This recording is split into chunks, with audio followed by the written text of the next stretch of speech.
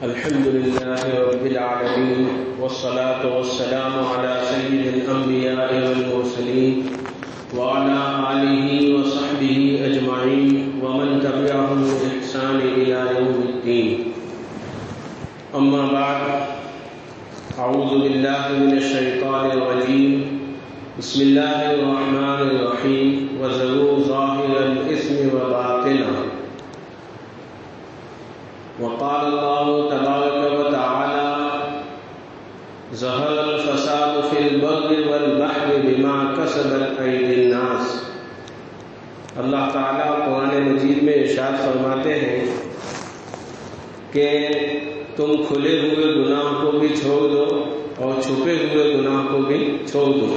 وَذَرُوا ظَاهِرَ الْإِثْمِ وَبَاطِنَهُ.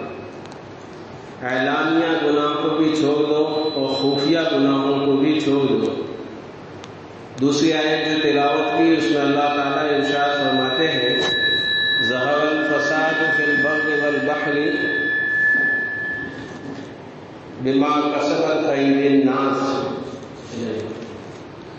کہ خشکی میں اور تری میں، یعنی زمین پر اور سمندر میں جو کچھ بھی حالات آتے ہیں، بما کسبت ایدی الناس، وہ لوگوں کے ہاتھوں کی کمائی ہے. جو کچھ پریشانیاں انسان کی اپنی زندگی میں، انفرادی زندگی میں، اجتماعی زندگی میں ہم کو درپیش ہوتی ہیں، وہ سب کے سب ہمارا ہی ہاتھوں کا کیا کرایا ہے. یہ قرآن مجید کہتا ہے. وَيَعْفُو عَنْ كَثِيرٍ. اللہ فرماتے ہیں بے شمار گناہ، بہت سارے گناہ کو تو ہم معاف کر دیتے ہیں. گناہ زہر قاتل ہے. گناہ کی مثال زہر جیسی ہے. انسان جو بھی گناہ کرتا ہے، تو چاہے گناہ چھوٹا ہو کہ یہ بڑا ہو، اس کا خمیازہ اس کو ضرور بھگتنا پڑتا ہے. سب سے پہلا عذاب گناہ کا انسان کے اوپر یہ آتا ہے کہ وہ خود پریشان ہو جاتا ہے. اب دیکھو، پریشانیوں سے انسان بھرا ہوا ہے. خوش انسان بہت کم ہے، بلکہ ناپید ہے. حقیقی خوشی جس کو کہتے ہیں، جو دل سے خوش ہو. اور دل کی خوشی یہ اتنی بڑی نعمت ہے کہ اللہ تعالیٰ نے یہ نعمت صحابہ کو عطا فرمائی تھی. اولیاء کرام کو، اپنے نیک بندوں کو اللہ تعالیٰ عطا فرماتے ہیں کہ کچھ نہیں ہوتا، لیکن وہ یہ سمجھتے ہیں، ان کے دل کے اندر خوشی یہ ہوتی ہے کہ الحمدللہ سب کچھ ہمارا ہے. وہ اپنے دل کے بادشاہ ہوتے ہیں. اسی لیے کہ اللہ والے ہی فرماتے ہیں کہ اگر ان بادشاہوں کو، ان سلاطین کو، اگر ہمارے دل کی خوشی اور دل کا اطمینان کا پتہ چل جائے تو یہ تلواریں لے کر ہمارے دل کے ساتھ لڑنے کے لیے آ جائیں. یہ حقیقی خوشی جو ملتی ہے وہ نیکی سے ملتی ہے، نیک اعمال سے ملتی ہے. آج نبیوں کا سلسلہ ختم ہو گیا. اب دنیا میں کوئی نبی نہیں آئے گا. خاتم النبیین، آپ نے فرمایا انا خاتم النبیین، مجھ پر نبوت کا اختتام ہو چکا. لا نبی بعدی، اب میرے بعد کوئی نبی نہیں ہے. جس نے نبی کا دعویٰ کیا وہ دنیا کے خبیث ترین لوگ ہوتے ہیں. محمد رسول اللہ صلی اللہ علیہ وسلم کے بعد جس نے بھی نبی کا دعویٰ کیا، ان کا انجام دنیا والوں نے بھی دیکھ لیا. مسیلمہ بن کذاب، اس نے نبوت کا دعویٰ کیا تھا، جھوٹا نبی پیدا ہوا تھا. حضور کے دنیا کے تشریف لے جانے کے بعد کچھ ہی عرصے میں دنیا نے اس کا انجام دیکھ لیا. غلام احمد قادیانی ابھی چند سال پہلے جس نے نبی ہونے کا دعویٰ کیا، اور دنیا نے اس کا انجام بھی دیکھ لیا. آج قادیانی، اس کے ماننے والے ایک طبقہ دنیا میں موجود ہے، اور یہ بہت بڑا فتنہ ہے. ہندوستان کے اندر بھی یہ فتنہ چل رہا ہے، پاکستان کے اندر بھی ہے، اور بات باطل تو یہ چاہتا ہے کہ فتنہ یہ قادیانی بڑھے اور تمام ہمارے جتنے مسالک ہیں ان کا متفقہ یہ فیصلہ ہے کہ قادیانی کافر ہیں۔ اسمرتی ایرانی نے سنسد میں کھڑے ہو کر قادیانی کے حق میں بیان دیا تھا کہ ان کو یہ مسلمان کیوں نہیں مانتے۔ یہ باطل ہے آج کا۔ تو نبی کا نبوت کا راستہ ختم ہو چکا۔ نبوت اللہ تعالیٰ اپنے خاص چنندہ بندوں کو عطا کرتے تھے۔ صحابیت کا راستہ قیامت تک اب کوئی صحابی نہیں بن سکتا۔ صحابیت کا دروازہ بھی ختم ہو چکا، تابعیت کا دروازہ بھی ختم ہو چکا۔ اب قیامت تک کوئی تابعی نہیں بن سکتا۔ تابعی کس کو کہتے ہیں؟ کہ جس نے کسی صحابی کو ایمان کی حالت میں دیکھا ہو۔ لیکن ولی بننے کا راستہ قیامت تک کھلا ہے، ابدال بننے کا راستہ قیامت تک کھلا ہے۔ ولی کون ہوتا ہے؟ کہ جو اللہ کی حرام کردہ چیزوں سے بچتا ہے اور نبی پاک صلی اللہ علیہ وسلم کی سنتوں کے اوپر چلتا ہے، بس اللہ تعالیٰ اس کو ولایت عطا فرما دیتے ہیں۔ ہم نے پچھلے اولیاء کرام کے واقعات پڑھے، کیسے کیسے بندوں کو اللہ تعالیٰ نے اپنا کامل ولی بنایا۔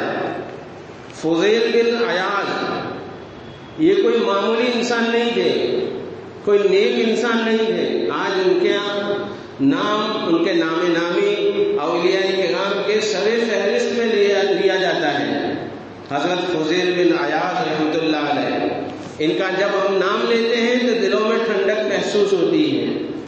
یہ فضیل بن عیاض ڈاکو تھے، رہزنی کیا کرتے تھے، راستے میں بیٹھے لوگوں کو، راستے میں بیٹھتے تھے اور راستہ چلنے والے لوگوں کو لوٹا کرتے تھے۔ ایک جگہ گئے رات کو ڈاکہ ڈالنے کے لیے، چوری کرنے کے لیے۔ اس بنگلے کے اندر سے آواز یہ آ رہی تھی، قرآن کریم کی کوئی تلاوت کر رہا تھا، أَلَمْ يَأْنِ لِلَّذِينَ آمَنُوا أَن تَخْشَعَ قُلُوبُهُمْ لِذِكْرِ اللَّهِ۔ قرآن مجید کی آیت کان میں پڑی، وہ وقت ان کی ہدایت کا تھا۔ اللہ کب کس کو ہدایت دے دے یہ کوئی کہہ نہیں سکتا۔ آج تو اللہ تعالیٰ اتنا بتاتا ہے ہم کو کہ ایسے لوگ جن کی ہدایت کے بارے میں کبھی ہم سوچ نہیں سکتے تھے، ان کو اللہ تعالیٰ نے ہدایت دی۔ ایسی فیلڈ میں رہنے والا انسان کہ فلمی دنیا کے لوگ جو بالکل بے حیائی کی دنیا ہے، جہاں دولت اور شہرت سستے میں مل جاتی ہے، ایسی فیلڈ میں رہنے والے لوگ پچھلے سالوں میں ایک نہیں 4-5 ایسے حضرات ہیں، 4-5 ایسی خواتین ہیں جن کو اللہ تعالیٰ نے ہدایت سے نوازا۔ وہ اللہ ہے۔ اللہ تعالیٰ جس کیچڑ میں سے بھی اٹھا کے ان کو اپنی ولایت دے دے، اپنا ایمان دے دے۔ ثنا خان کے بارے میں ہم نے سنا، اور اس ثنا خان سے بڑی ہیروئن، ثنا خان سے بڑی اداکارہ وسیم زائرہ، جس نے فلمی انڈسٹری کے بڑے بڑے اداکاروں کے ساتھ کام کیا تھا اور جس کا کیریئر بالکل ٹاپ پر تھا۔ پچھلے دور کی ایک عظیم فلم آئی تھی دنگل، اس میں اس نے کام کیا تھا۔ دنگل، جو لوگ اس دنیا سے واقف ہیں وہ جانتے ہیں کہ دنگل کتنی بڑی فلم تھی، یعنی کتنے ٹاپ کے اوپر اس کا کیریئر تھا، لیکن ایک دم سے پھر اللہ تعالیٰ نے اس کو ہدایت دی۔ آج اس کا چہرہ کوئی نے آج تک دیکھا نہیں۔ جب سے اس نے اللہ سے توبہ کی ہے، وہ صرف ایک کام کرتی ہے، وہ ٹویٹر کے اوپر قرآن مجید کی ایک آیت کا ترجمہ انگلش کے اندر شائع کرتی ہے۔ اس طرح سے وہ دعوت کا کام کر رہی ہے۔ ثنا خان کے بارے میں آئے دن ہم سنتے رہتے ہیں۔ اسی طرح سے ایک بہت بڑی اداکارہ عائشہ تقیہ، جس کا تعلق ہندو مذہب سے تھا، وہ مسلمان ہوئی، اتنی بڑی، یعنی یہ بھی بہت بڑی ہیروئن تھی۔ فلم انڈسٹری کے ٹاپ کے جو ایکٹرز ہیں اس کے اندر اس نے کام کیا تھا۔ اس نے پہلے مسلمان بنی، اس نے یہ ظاہر کیا کہ میں اسلام کو قبول کرتی ہوں۔ ابو شادی کی اور آج دین اور دعوت کا کام وہ کر رہی ہے اپنے فیلڈ کے اندر. تو اللہ کب کس کو چاہے ہدایت دے. کسی کو بھی حقارت کی نگاہ سے دیکھنا، پچھلے جمعہ میں یہی واقعہ میں نے بیان کیا تھا کہ کسی کو بھی، کسی کافر کو بھی حقارت کی نگاہ سے دیکھنا اللہ کو پسند نہیں ہے.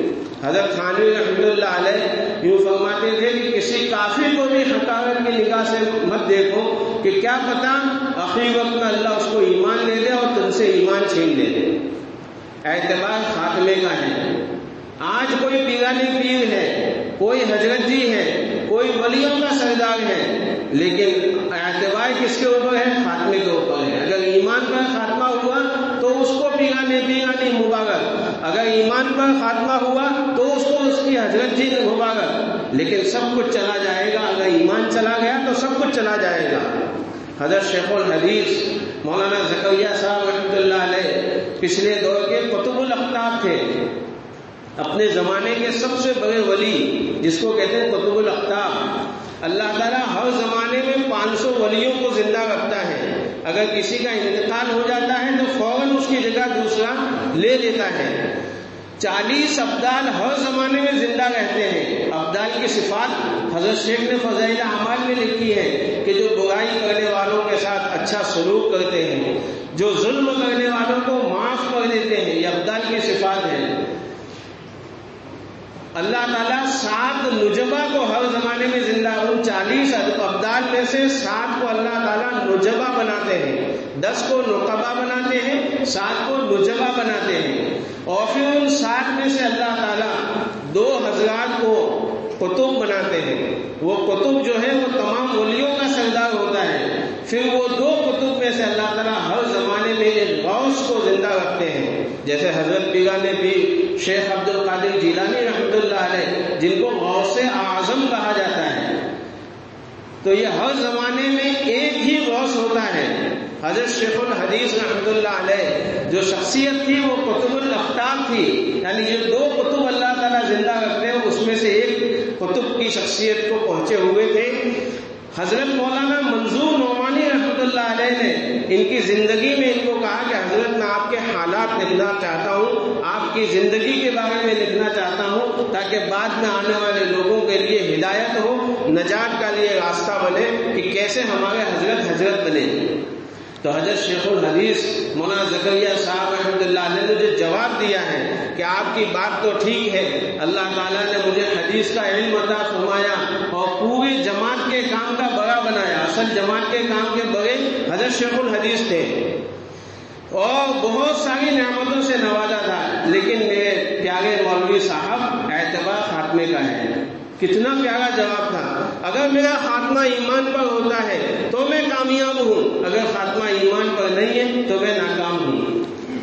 اس لیے کسی کو بھی حقارت کی نگاہ سے دیکھنا یہ اللہ کو ناپسند ہے. فضیل بن عیاض ڈاکہ ڈالنے گئے تھے، لیکن وہاں جب یہ آیت کریمہ ان کے کان کے اندر پڑی، الم یعن للذین آمنوا ان تخشع قلوبہم لذکر اللہ، کیا ایمان والوں کے لیے وہ وقت ابھی تک نہیں آیا کہ وہ اللہ کے ذکر سے، اللہ کے دین کے لیے، اللہ کے ذکر سے ان کے دل ڈر جائے. فوراً کہنا کہ ہاں وہ وقت آ گیا. اپنی ساری ڈاکہ چوری سے توبہ کی اور پھر ایسی محنت اور مجاہدات کیے کہ وہ فضیل بن عیاض بنے ہیں. حضرت جنید بغدادی رحمۃ اللہ علیہ، آج ان کا نام اولیاء کے اندر سرداری میں لیا جاتا ہے کہ اولیاء کے سردار. اپنے زمانے کے بڑے ولی تھے، لیکن ایک زمانے میں جوانی میں وہ نہیں تھے. حضرت جنید بغدادی رحمۃ اللہ علیہ کون تھے؟ یہ تو سرکاری پہلوان تھے. ایک پہلوان ہوتا ہے خود باکسنگ لڑتا ہے، پہلوانوں کی جو کشتی ہوتی ہے ہم بھی دیکھتے ہیں یوٹیوب کے اوپر. اور یہاں بھی تھوڑے ٹائم پہلے پٹن میں باہر سے بڑے بڑے پہلوان آئے تھے. ابھی کچھ ہی زمانے پہلے ایک بہت بڑا نام پہلوان کا محمد علی کا تھا، بہت بڑا مانا ہوا دنیا کا پہلوان تھا. تو وہ جنید بغدادی رحمۃ اللہ علیہ وہ تو سرکاری پہلوان تھے، یعنی خاص سرکاری کے خاص پہلوان تھے. اور اتنا بڑا آدمی، اتنی بڑی سیلیبریٹی. ایک ایسا بوڑھا آدمی جس کی پسلیاں، اور ایسا دبلا پتلا آدمی کہ اگر کوئی اس کی پسلیاں گننا چاہے تو اس کی پسلیوں کو گن لے. اس نے چیلنج کیا کہ میں جنید بغدادی کو ہرا دوں گا. پورے شہر کے اندر، پورے ملک کے اندر وہ کوہرام مچ گیا کہ جنید بغدادی کے ساتھ اس کا مقابلہ. جنید بغدادی بھی حیران ہے کہ کسی نے میرے ٹکر کا اگر کوئی آدمی ہوتا تو ٹھیک ہے، یہ تو ایسے برے میاں ہیں کہ جن کی پسلیاں گننی چاہے، اتنے دبلے پتلے، فاقہ کش وہ چچا تھے، تو کہ ایسے دبلے پتلے آدمی سے میں کیا کشتی لگوں گا. خیر مقابلے کا جب وقت آیا، وہ جو مقابلے کا خاص میدان ہوتا ہے اس میں دونوں کو اتارا گیا. اس وقت وہ چچا نے جو کہا، پہلے تو جنید بغدادی کو اس نے چیلنج کیا، آپ پہلے آتے ہو کہ میں پہلے آؤں. جنید بغدادی من ہی من میں ہنس رہے ہیں اپنی جوانی اور اپنے جوش میں، کیونکہ جنید بغدادی کو ہرانے والا اس زمانے میں کوئی نہیں تھا. جنید بغدادی کو جو ہرا دے، یہ سمجھو کہ وہ پورے ملک کا، ورلڈ کا چیمپئن بن جائے. لیکن جنید بغدادی کو جب اس نے کہا، جنید بغدادی بھی کہنے لگے من ہی من میں کہ اس کو میں کیسے پٹکوں گا، کہاں سے پکڑوں گا، ایک گھوسا ماروں گا یہ دنیا سے رخصت ہو جائیں گے. اور یہ چچا مجھے کہتے ہیں کہ پہلے تم کے پہلے میں. خیر چچا آگے آئے اور کان میں جو آ کے بات کہی ہے، یہ ہدایت کا موقع تھا جنید بغدادی کا، کہ کان میں آ کے بات کہی کہ جنید میں بھی جانتا ہوں کہ تیرے ایک گھوسے سے میں دنیا سے چلا جاؤں گا. میں بھی جانتا ہوں میں تجھے ہرا نہیں سکتا، بلکہ ملک میں شاید ہی کوئی ایسا پہلوان ہوگا جو تجھے ہرا سکتا ہے. لیکن جنید، میں آل رسول سے ہوں، میں محمد رسول اللہ صلی اللہ علیہ وسلم کے خاندان سے ہوں. میری نسبت اتنی اونچی نسبت ہے، اور میرے گھر کی بچیوں نے کئی دن سے کھانا ان کو نصیب نہیں ہوا. فقر و فاقہ میں ہماری زندگی بسر ہو رہی ہے. میں نے سوچا کہ لاؤ آج اس کا اعلان کر دوں، کچھ پیسے آ جائے، میرے گھر کے اندر اناج آ جائے گا، میری جو بھوکی بچیاں ہیں ان کو کھانا مل جائے گا. جنید اگر آج تو ہار گیا تو رسول اللہ صلی اللہ علیہ وسلم کی روح مبارک خوش ہو جائے گی، نبی پاک صلی اللہ علیہ وسلم خوش ہو جائیں گے کہ میرے گھرانے کے لیے جنید ہار گیا. اب جنید کے لیے ٹکر کا وقت آ گیا. یہ ٹکر ہم میں سے ہر ایک کو ہوتی ہے. ایک طرف رواجات ہوتے ہیں، ایک طرف سنتیں ہوتی ہیں، ایک طرف دین ہوتا ہے، ایک طرف دنیا ہوتا ہے. دکان پر بیٹھے ہوتے ہیں، جھوٹ بول کر مال بیچ دیں، یہ دنیا ہے. سچ بول کر مال بیچیں، یہ دین ہے. یہ ہر ایک کی روزانہ ٹکر ہوتی ہے. جنید کی بھی ٹکر کا دن تھا. کس کو پکڑوں؟ نبی کی محبت کو لے لوں یا اپنی ہار کو قبول کر لوں؟ ایک طرف ہار ہے اور ایک طرف جیت ہے. ایک طرف حقیقی ہار ہے، لیکن وہی حقیقی ہار حقیقی جیت ہے. جنید سوچا جو کچھ ہو جائے، میں چاہے چیمپئن میں سے نکل جاؤں، چاہے مجھے سرکاری گورنمنٹ میں سے مجھے نکال دے، لیکن آج میرے نبی کے لیے میں ہار جاؤں گا. کہ ٹھیک ہے چچا، آپ تھوڑی ایسی کوشش کرنا کہ جس سے وہ باکسنگ والے کوشش کرتے ہیں تو کہ میں 2-3 گھوسے آپ مارو گے میں گر جاؤں گا، آپ جو ہے جیت جائیں گے، آپ کو پیسہ ملے گا، آپ آل رسول سے ہیں، آپ سید گھرانے سے ہیں، آپ کے گھر میں کھانا بنے گا، بس میں اس میں خوش ہو جاؤں گا. شاید اسی چھوٹے سے عمل سے میرا نبی بھی شاید خوش ہو جائے. ہر ایمان والے کے دل کے اندر اس وقت جنید صوم و صلات کے پابند نہیں تھے، وہ تو چیمپئن تھے. جیسے بڑے بڑے کرکٹر ہوتے ہیں جن کو دین سے بیزاری ہوتی ہے، ان کے پاس تو دنیا ہوتی ہے، شہرت ہوتی ہے، لیکن اس وقت یہ نہیں تھے. اس وقت صرف، لیکن چاہے کوئی بھی ایمان والا ہو، چاہے وہ دنیا کے کسی بھی اسٹیج پر پہنچ جائے، اس کے دل کے اندر ہلکی سی ایمان کی چنگاری ضرور سلگتی رہتی ہے. میں اس کی کئی مثالیں بیان کر سکتا ہوں، لیکن ابھی وہ وقت نہیں ہے. تو جنید بغدادی رحمتہ علیہ ایسے کھڑے ہو گئے اور تھوڑی اس طرح اسٹائل بھی کی، اور ادھر سے چچا نے بھی ایسی اسٹائل کی جیسے جنید کو وہ مار گئے، اور جنید کو گھوسے کھا کے پڑ گئے. جنید ہار گئے، لیکن جنید ہارے نہیں تھے، وہ ان کی اصل جیت تھی.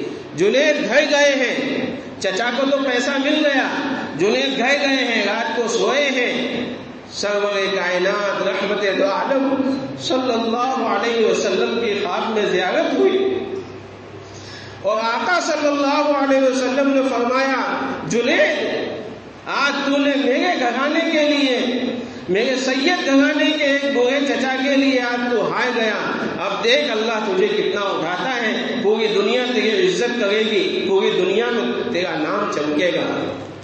جنید اس وقت ہار گئے، صبح کو اٹھے، دل بدلا ہوا تھا، پوری گناہوں کی زندگی کو چھوڑا ہے، اور پھر جنید بغدادی بنے ہیں، اور جن کا نام نامی ہم لیتے ہیں حضرت جنید بغدادی رحمت اللہ علیہ۔ قیامت تک ولایت کا راستہ کھلا ہے۔ ولایت کیسے ملے گی؟ گناہوں کو چھوڑنے سے۔ آج گناہوں کے اثرات سے بارش رکی ہوئی ہے۔ آخری بات کہہ کر بات ختم کرتا ہوں۔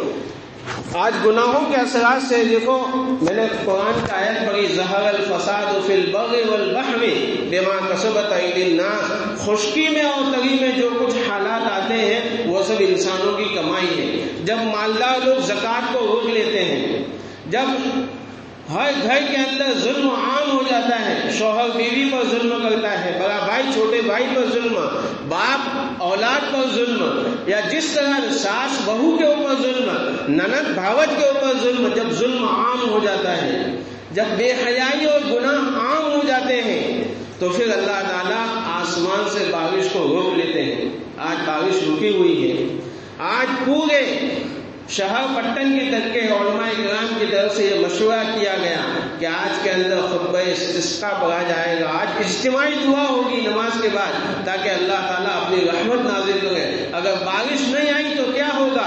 بارش نہیں آئی تو خشکی آئے گی، اناج پیدا نہیں ہوگا، پھل اور فروٹ کے اندر کمی آئے گی، بلکہ اس سے آگے انسانوں کے جسم کے اندر سے ایسی بیماریاں وجود میں آتی ہیں بارش کے نہ آنے کی وجہ سے۔ یہ سب کتابوں کے اندر لکھا ہوا ہے، سب کچھ جانتے ہیں کہ بارش کے نہ آنے کی وجہ سے نئی نئی بیماریاں جنم لیتی ہیں۔ آج خود ہم کتنے بیماریوں سے ابھی ہم جھیل رہے ہیں، کسی کو آنکھوں کی بیماریاں ہیں، آج کل ایک وائرس چلا ہے جو ناک کے اندر گھستا ہے، اکثر لوگ کہ ناک کے اندر وہ ایسی پریشانی ہوتی ہے، وہ وائرس آج چلا ہے، منہ کے اندر کھانے کا سواد نہیں۔ یہ سب جو گناہوں کے اثرات کی وجہ سے ہیں۔ اگر ہم اللہ سے توبہ کریں گے، اپنے گناہوں کو چھوڑیں گے، وَذَرُوا ظَاهِرَ الْإِثْمِ وَبَاطِنَهُ، چھپے ہوئے گناہ کو بھی چھوڑ دو اور کھلے جو تم گناہ کرتے ہو ان کو بھی چھوڑ دو، تو پھر اللہ تعالیٰ رحمت کی بارش بھی برسائیں گے، اللہ تعالیٰ مال و دولت کی فراوانی بھی کریں گے۔ اللہ تعالیٰ ہمیں ان باتوں پر عمل کرنے کی توفیق عطا فرمائے۔ اب سنت پڑھ لے، اذان ہو چکی ہے۔